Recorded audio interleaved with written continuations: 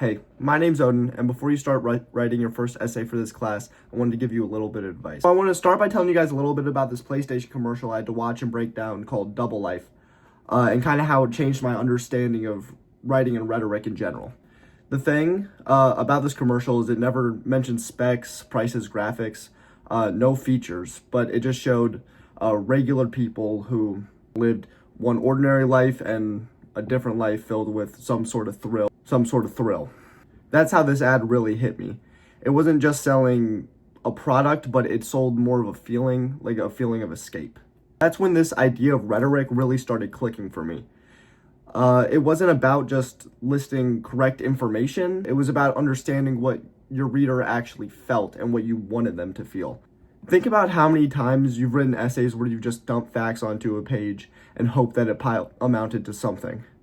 I used to do that too until I started this class. Once I started asking myself, what does the reader care about, instead of just what am I trying to say here, my writing got a lot better, it got a lot sharper, more concise, and all of my arguments started landing harder. Okay, and that brings us to lesson 1.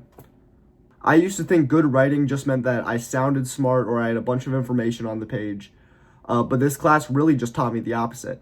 The best writing now, to me, feels like a conversation almost between two people, where the other person on the other end is always being accounted for. And that brings me to my second big lesson here. You should know who your audience is, who you're writing to, before you even start putting anything down. This PlayStation ad that I watched, which I encourage you guys to go watch as well, only did so well because they understood exactly who they were writing to.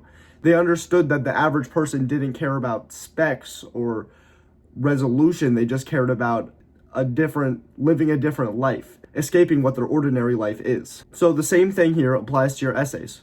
Before you draft anything for this class, ask yourself first, who's going to read this and what do they care about? This single question is going to change your entire approach to how you write essays.